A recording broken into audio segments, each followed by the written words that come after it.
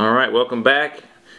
I realize I haven't done a video update in a long time. That's because there hasn't been much work completed on the project, and I finally had some free time the last few weekends, and I've gotten it to a point now where I'm ready to share it with you guys. As you can see, the biggest difference is the paint. If you notice, the paint is complete. I've got the Metal Flake blue paint completely on there, and it took about 3 heavy coats and quite a bit of primer to get it to look smooth, but it turned out very well.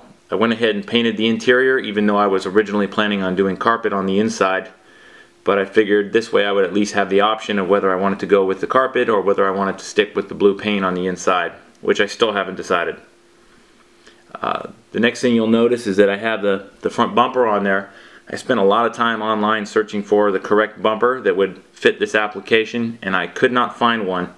So I went ahead and made my own. So as you can see on the front bumper there, it's a custom piece I made out of the strip styrene. Every bumper that I could find online was either too wide or too complicated or too thick. So I just ended up making this simple one here. It's not completely boxed in, it's open on the back, and it just fits right over the edge of the frame rails and it bolts on nicely. It's not a very strong piece, it's not very functional, but it looks nice, and it gave me a good place to mount my chrome tow hooks on the front. And it's very simple. As you can see, you still have the front steering servo sticking up through the bottom, and it takes up the place there of where the winch would go. I've actually ordered a replacement scale winch to put on there that's non-functional, and I'll end up cutting that winch apart and fitting it over the servo, so it'll kind of disguise that box. It won't work, but it'll look good, and it will hide that steering servo so it won't take up too much space. The next thing you'll notice is different is I actually have the roll cage installed. I tried to replicate as close as I could a scale CJ-7 roll cage for a 78 model year CJ-7. So I have the rear hoop with the supports coming down to the rear fenders, and I tried to get it as close to scale as actual. I used tube styrene, and I actually put lead solder inside of it to give it some weight and strength to make it feel more like an actual roll cage. Once again, it's pretty much non-functional, so if this thing rolls over, it's probably coming apart, but it was a lot easier than trying to make that roll cage out of steel. But it looked very nice. I went ahead and added the front hoop and the support bars. I was debating whether or not to add any additional structural supports in there, but it turned out looking pretty good, so I think I'm just going to leave it as is, and eventually I'll make the custom top that'll fit right on top of the roll cage there, and it will have a scale appearance, and it will help hide some of the roll bar, and it should look pretty good. The roll cage itself is actually not glued in, it's actually bolted using scale metric bolts down through the body, and they're nutted on the back side, so it actually is bolted in and it is removable. So the next thing I wanted to talk about was the chrome hardware on the hood. Online I was able to find a place that sells chrome stainless steel hardware that bolts on over the top of the plastic inlays on the body. And it was really expensive, and I saw some of the folks that had it as a finished product, and it didn't look so good. You could still tell that it was a piece of stainless steel laying over the top of plastic.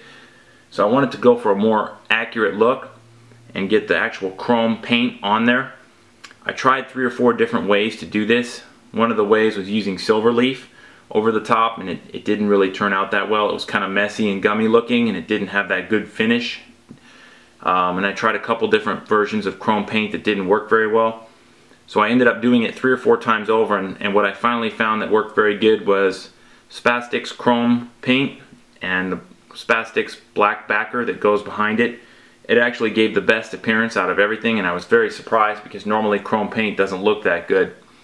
But I actually stripped off all of the old stuff and started all over with the new product, and it actually gave a very scale appearance.